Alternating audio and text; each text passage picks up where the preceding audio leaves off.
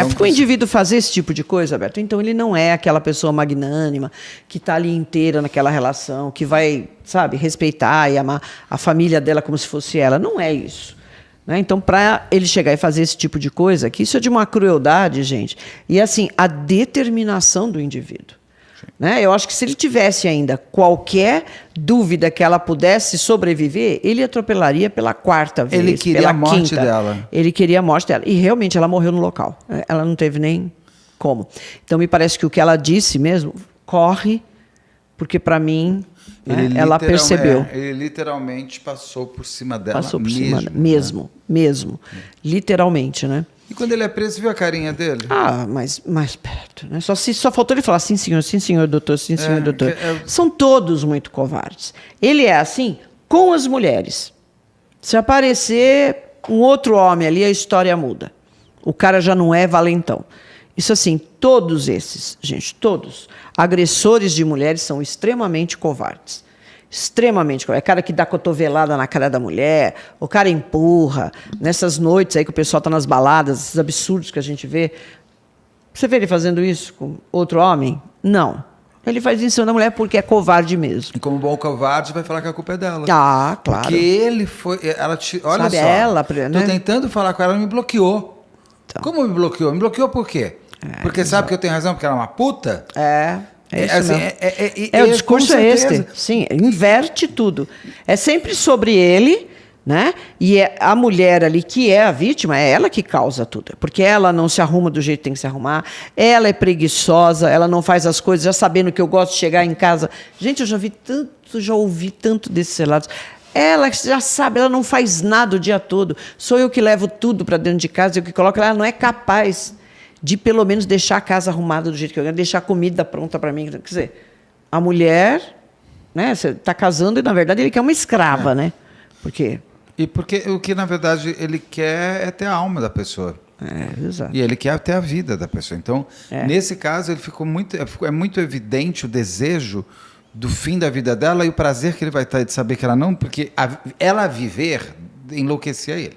Ah, claro. Agora ele está em paz. Nem a cadeia foi impeditivo.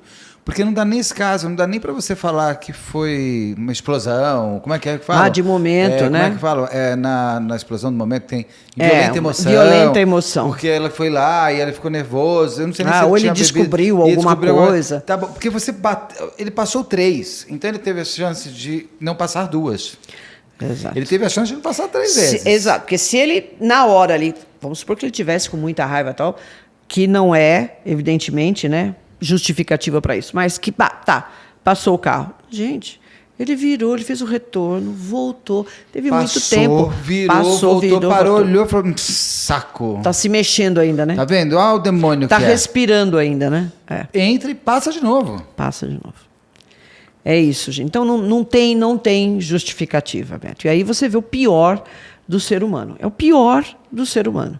Eu até, no meu comentário lá, falei que nós somos, né? A gente estava comentando eu pensei sobre a evolução do ser humano. Quer dizer, que evolução é essa? Para o indivíduo ter uma atitude dessa. E de todos os outros, né? Que estão nessa... E quando as pessoas vêm e falam, mas Beto, mulheres também matam. Por isso que, quando matam, elas são grandes manchetes, porque elas são fora... do comum.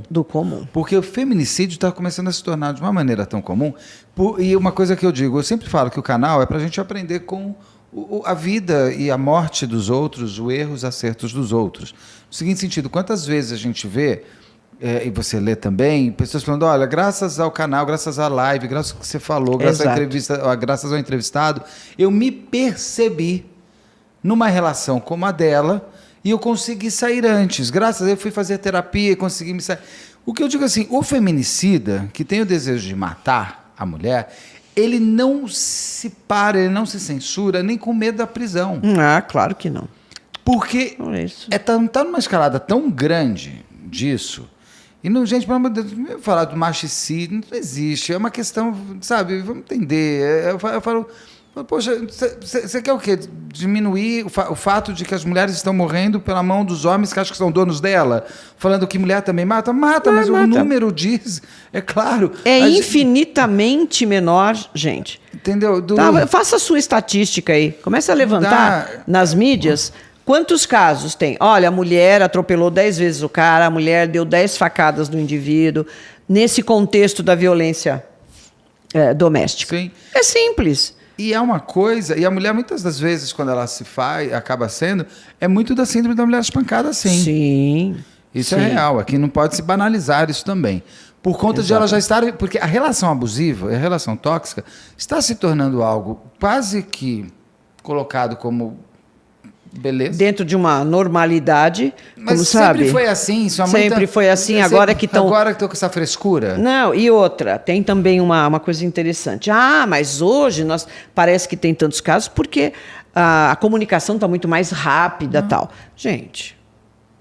Claro, este caso é um caso, por exemplo, que ele tem câmeras, tem imagens, e é assustador. Por exemplo, num caso como esse, pericialmente falando, a câmera diz tudo, né, Rosana? Diz tudo. Sim. Claro, vai ter, né? Até a perícia. Sim, tudo. sim. Tem que ter. Então, essas imagens, essas câmeras são recolhidas e passam por perícia, né, para atestar a validade, a idoneidade e tal dessas câmeras. Mas é câmera instalada na rua, não é nem particular ali, né? Me parece que é do Estado. Do local.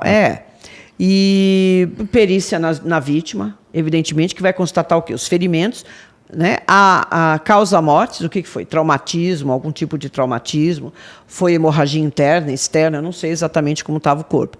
Vai atestar e vai dizer que aquilo é proveniente o quê? De um instrumento contundente. Instrumento contundente? Condiz com o veículo? Sim. De alta velocidade. Então... Claro que nesse caso ele vai responder por feminicídio, homicídio doloso, tentativa de homicídio com essa menina, dessa criança. Tentativa de homicídio da criança e da senhora. Da senhora, que Deus queira que ela seja que ela salva. saia, né? Exato. Agora, você já imaginou essa menina de 5 anos? Já viveu que isso, já vê a mãe. deve ter presenciado. Deve. As agressões de ele contra a mãe dela. A mãe. E talvez a própria essa menina tenha sido uma porta de saída dessa mulher por conta do amor maior que ela tinha pela filha do que por esse... Que, além de tudo, gente, eu vou falar, a moça é uma moça bonita, esse homem é um homem... não dá. Como que uma moça bonita... pessoas... Gente, não dá. Não dá para ver, esse homem feio, não dá, assim, é uma coisa... Agora, ela viu, essa menina pode... Então, essa menina já está carregando coisas. Exato. Se ele entrou na festa dela para falar com ela, vamos combinar que não foi... eu vim aqui para falar com você. Não. Ele foi já lá deve para... ter chegando. Claro, né? Macho foi lá para causar... Macho aqui sou eu. Sou eu. Como é que você faz aniversário e não me convida, sendo que ela já está separada? Ela não tem que ficar dando deve ter vínculo. sido a frase mais fácil. Bom, né? Sim. A mais doce. É bem por aí, sim. Primeira coisa, né, que o homem, quando ele quer ofender ou quer atingir uma mulher, é isso, né? Falar alguma coisa contra a honra, você dá para todo mundo, com quem que você está aqui, já deu para todo mundo da festa, você não sei o que. Isso é sempre, o discurso é o mesmo, gente.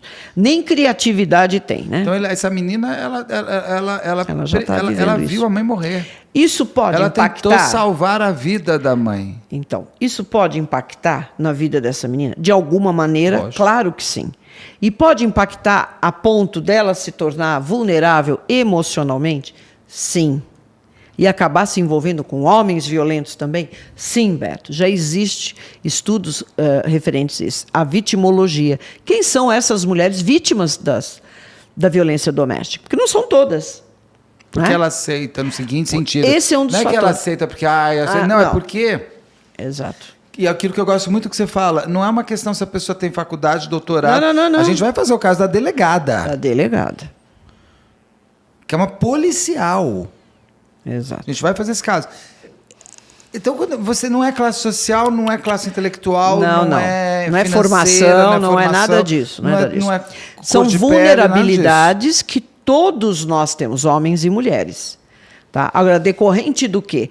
Um dos fatores, não quer dizer que todas as meninas, todas as mulheres que cresceram num lar abusivo, vendo a mãe apanhar do pai, ela vai também ser submissa. Não, mas existe relação, Beto, tá? De mulheres que são criadas num né, numa vida assim opressiva, onde tem o macho alfa lá e todo mundo tem que, né, calar a boca, a mãe sofre com a violência, a irmã mais velha casou, sofre também, ela acaba indo pelo mesmo caminho. Ou no mínimo ela pode ser uma pessoa desconfiada dos homens, né? Dos homens também. Então, algum impacto sempre tem. As coisas, gente, nos marcam de uma maneira ou de outra. Tudo que acontece. O que você está vendo no programa aqui, o que você vê em outro lugar, o que você presencia, o que você passa, né, diretamente.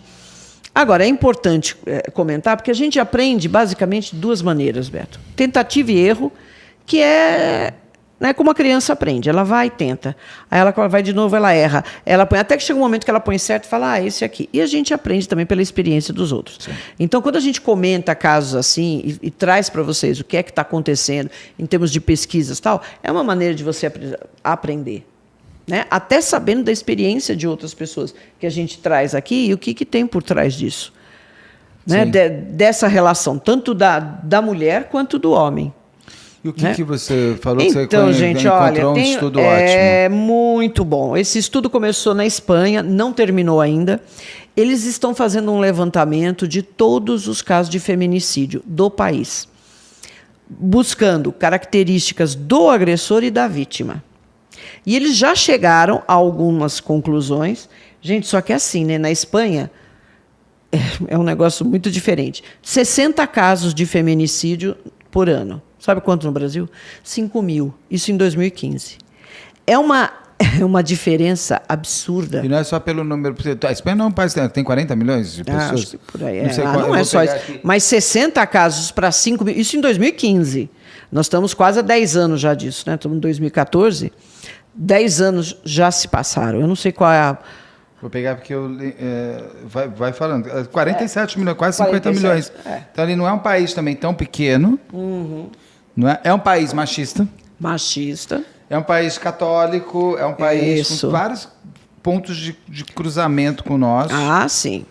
Né? Muito preconceituoso, aquelas coisas que a gente sabe.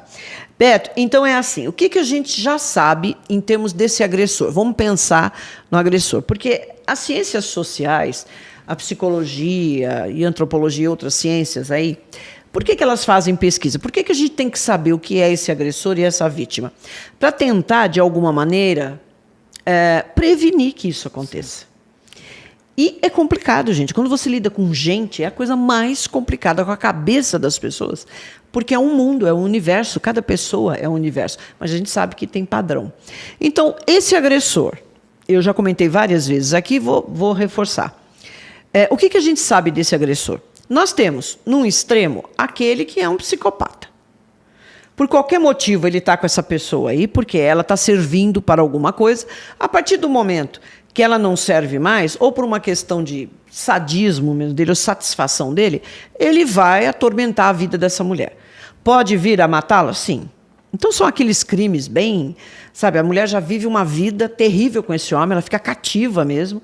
O indivíduo faz gato sapato dela, porque ele está se divertindo com aquilo. Isso é um extremo. Nós estamos falando de um psicopata. Tá? Não é porque ele... posse, ou porque ele gosta, ou porque... Não. É porque ele está se divertindo com ela. Sim. Ao invés de ele fazer isso com outra pessoa, ele faz com aquela que está próxima. E ele, eventualmente, pode vir a matar essa mulher. E aí acontece aquelas coisas, né? De esquartejou, picou, jogou no centro. Essas coisas bem típico de psicopata. No outro extremo, nós temos os psicóticos, que é aquele que tem um transtorno mental.